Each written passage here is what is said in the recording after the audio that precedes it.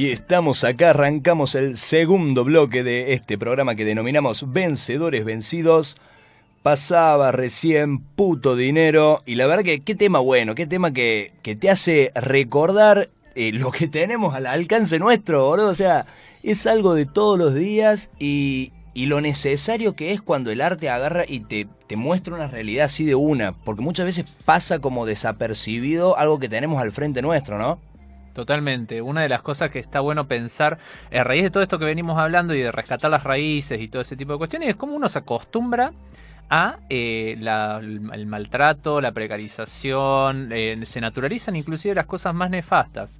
Había una obra de teatro que hacían unos amigos hace un tiempo que se llamaba El hombre que se convirtió en perro, que era un tipo que justamente buscaba laburo y se encontraba de laburo ser el perro guardián de una fábrica. Y desde el final de la obra de teatro terminaba literalmente convertido en perro y el latillo de ese personaje era y uno se acostumbra a todo. Pero es algo muy cierto. Uno se va acostumbrando, se va moldeando a la situación que te imponen que vos tenés que estar viviendo. En el laburo pasa, lo digo desde mi caso personal, ¿no? Con todo este tema de la pandemia que nos está azotando, el decir, bueno, te vas una hora antes del laburo, pero te pago menos. Y es el tema de decir, pero para, si no es culpa mía de que haya una pandemia. Bueno, pero son las condiciones del laburo. Si te gusta, si no te gusta, te va. Totalmente, es que el foco ahí lo que está puesto sobre lo que es el trabajo en sí, o mejor dicho, el negocio donde está uno inserto, y no sobre los derechos que tiene, o justamente los derechos, las garantías, las obligaciones, las responsabilidades, que tiene o no el trabajador en general. En el hecho de correr el eje y de pensar en personas y no en recursos humanos, es el lugar desde donde uno puede empezar a considerar eso, porque si no, el recurso humano es eso, es una máquina como cualquier otra, digamos. Yo dispongo de tu tiempo, de tu fuerza de laburo, dispongo de cómo vamos a estar colocándote en un lado u otro y lo pienso estratégicamente. Y no te considero que vos sos una persona que tenés un cuerpo, unas expectativas, una necesidad emocional. ¿No te parece, Luis?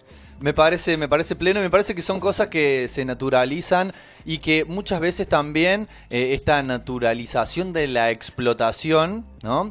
Llega también a naturalizar la autoexplotación a su vez, ¿no? Esta cuestión en la cual, por ejemplo, y aprovechando estos tiempos de pandemia, encierro, aislamiento social y demás, muchas personas se ven casi como obligadas, compelidas a tener que ser productivas el 100% del tiempo, ¿no? Y sentir casi como una vocecita, ¿no? En la cabeza que nos dice, loco, estás desperdiciando el tiempo, tendrías que estar haciendo algo y no viendo el documental de Michael Jordan o jugando un partidito del Snow Bros. No, tenés que estar haciendo cosas productivas. Ahora bien, ¿dónde está el límite? ¿Quién establece dónde está el decálogo que me viene a decir a mí qué es lo productivo y qué no es lo productivo? Y esto me trae el pie a una temática que quería meter para que debatamos, que es que otra cuestión que está naturalizada y que creo que viene aparejada a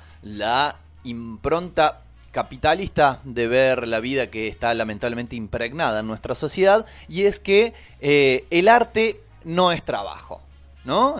Creo que es algo que está ampliamente difundido, siempre y cuando, digamos, no esté dentro de o metido dentro de los circuitos institucionalizados. Es decir, por ejemplo, hacer música no es trabajo, salvo que saques discos por un sello donde ese sello te pague a vos por hacerlo.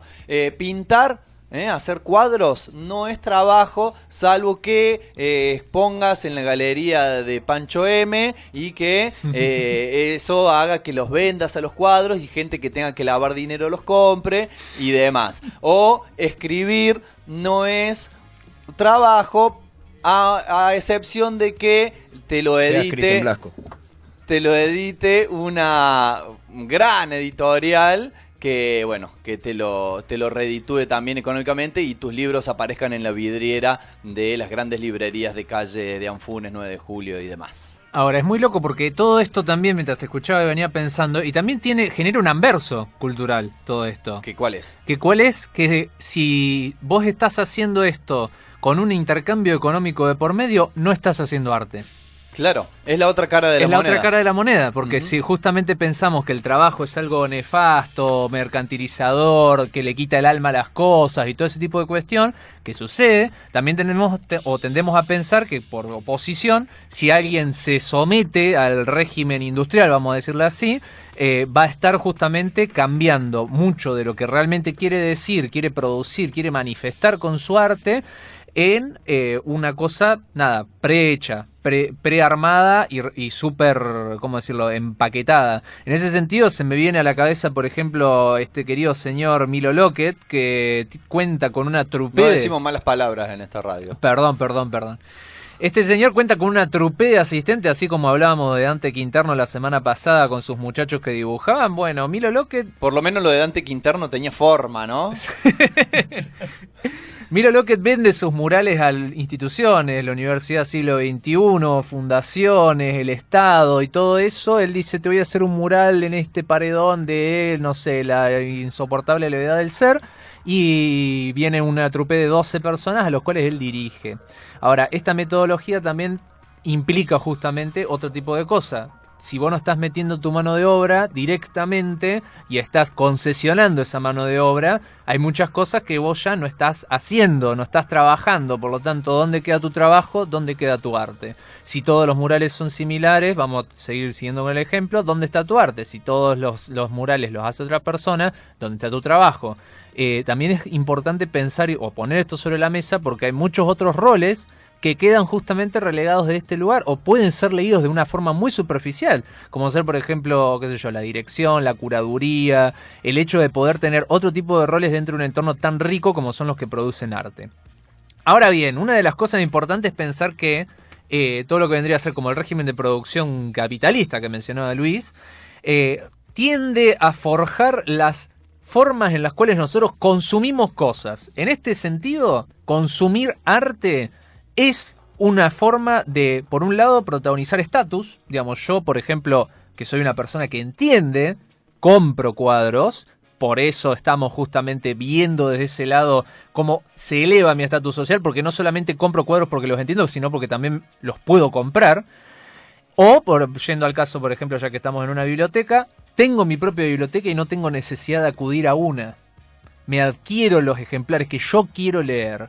Y en ese sentido, el consumo del arte tiende a generar estatus social. Ahora bien, ¿dónde queda justamente la formación del consumidor, vamos a llamarle, entre comillas, falta un término mejor, de esta persona que es parte del ecosistema del arte y que es súper necesario en el paradigma en el que vivimos, digamos? Sin personas que compren los libros, un autoeditor no puede prosperar. De la misma forma de decir una persona que vaya a los recitales de bandas independientes y le pague la entrada a la banda o le pague un porrón, lo que sea.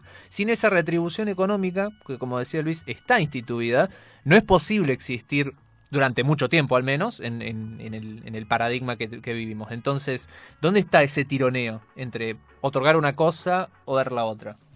Bueno, ya que traes a colación el tema del artista como que está mercantilizado, y simplemente voy a tirar un nombre cortito del claro ejemplo de lo que es una persona nefasta que lucra y se la levanta en pala. Es el odiado por todos, dudo que alguien lo quiera, al señor Nick. El chabón la levanta en pala. La madre lo querrá, el padre, sus primos. El verdulero, el tipo que le pasea a los perros, ¿lo querrán? No, yo creo que el que le pasé a los perros no. Se lo lleva sin mear al perro para que le mea dentro del departamento. Así es. Según tengo entendido, mis fuentes me han dicho de que Nick le da peluches de gaturro al paseador para que los lleve. Y lo tiene que hacer. Terrible. Pasa que da imagen grotesca, te digo. ¿La de Nick o la del paseador? Ambas. Bueno, Claramente. a lo que quería ir es lo siguiente.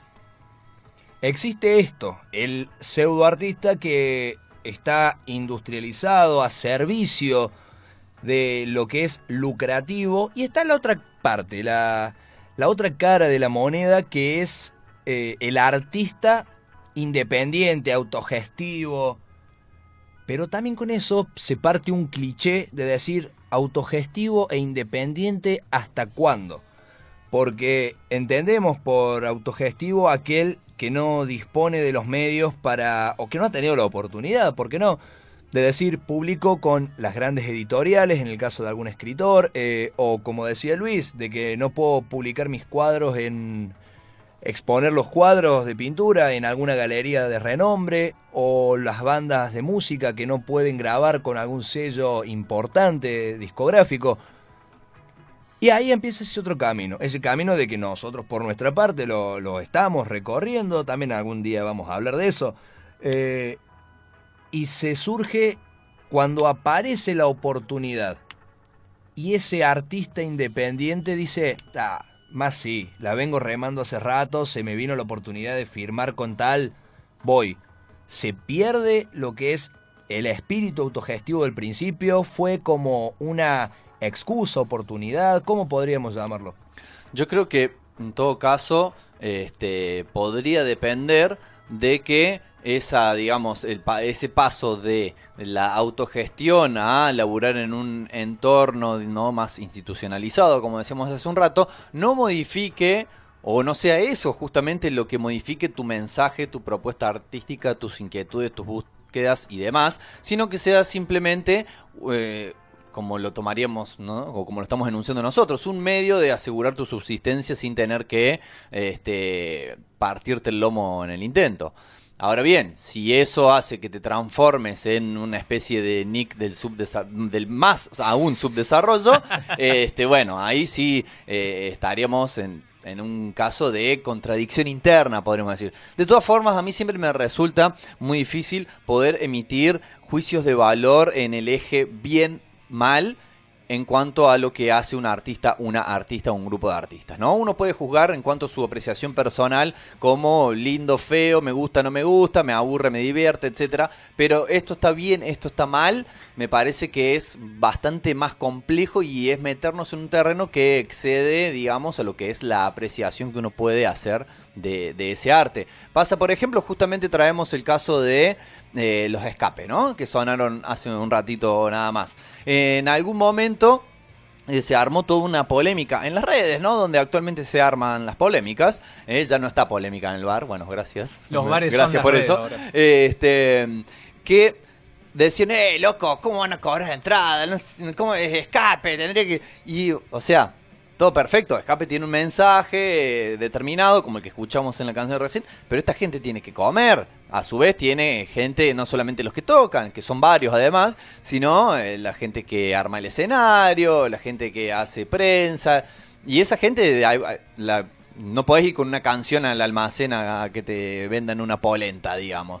Me parece que si está dentro, siempre y cuando esté dentro de lo que podríamos considerar un intercambio justo, y esto lo extendemos a todos los artistas, ¿no? Yo esa corriente de que dice, no, si se vende o si se compra, deja de ser arte, particularmente en mi opinión, no lo veo así. En lo particular, lo que yo pienso con respecto a esto es, vender tu arte no tiene nada de malo. Lo que yo critico es cuando se vende el artista. Que vendas tu arte me parece perfecto, porque como vos decís, uno tiene que comer, tiene que pagar servicios, alquiler, lo que sea, o así sea, para que uno se pueda vivir. Lamentablemente estamos en un mundo netamente que se rige por lo económico, y que yo quiera cobrar por un laburo es más que válido, pero lo que yo voy es, vendo mi obra, pero no me vendo yo. No es que si, por ejemplo, tengo un pensamiento anarquista, si alguien viene y me ofrece tanta cantidad de guita por escribir algo a favor del capitalismo o demás, voy a decir, bueno, dale, total, mirá la plata que me están dando. A eso es a lo que yo voy. Siempre de cuánto estemos hablando, ¿no? Claramente. Propuestas serias a 19, Sánchez Gastón. Hay que pensar también en una cosa fundamental, que es que por ahí la línea moral y ética pasa mucho por, obviamente, los trayectos personales de cada uno, el contexto en el cual viva. No es lo mismo, ni a palo no voy a tomar la misma decisión si estoy en un contexto de necesidad y urgencia, así estoy en un momento donde te puedo decir, Y la verdad que no tengo ganas de escribir sobre capitalismo, voy a esperar al próximo tren. Hay gente que no puede esperar el próximo tren. En ese sentido, entender el contexto es fundamental y también entender que si seguimos habitándolo y elegimos hacerlo, la otra forma es ser el ermitaño de la montaña, irte a criar chancho y vivir sin luz eléctrica o con gas natural del caño directamente. Como Nicolás. Directamente justamente lo pensamos de ese lado. Si pretendemos vivir en sociedad, la sociedad tiene justamente ese tipo de caracteres, lo que podemos hacer es disputar siempre los espacios y los términos en los cuales trabajamos. Porque así como existe justamente el hecho de yo vendo mi fuerza de trabajo pero no vendo a mí mismo, no puedo estar en una empresa atendiendo, por ejemplo, para Arnet, vamos a poner un ejemplo personal, donde todo lo que es la camiseta de la empresa y el resto de las cuestiones no me las coloco, ni me las pongo, ni me como ese viaje.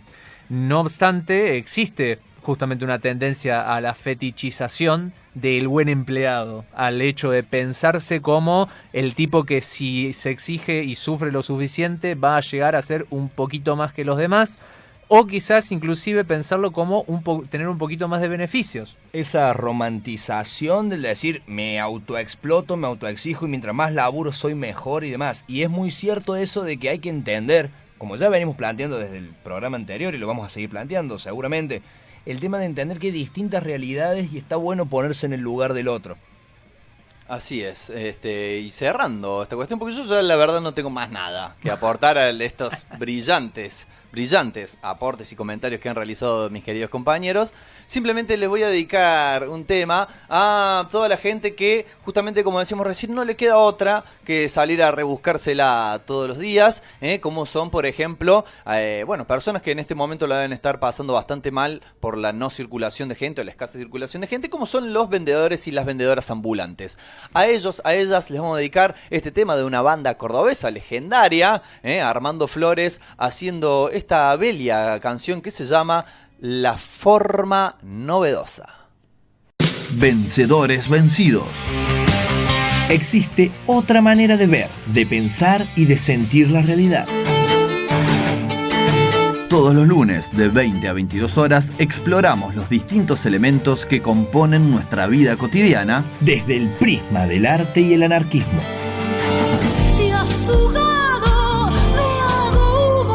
Vencedores vencidos. Somos la chispa que enciende la llama.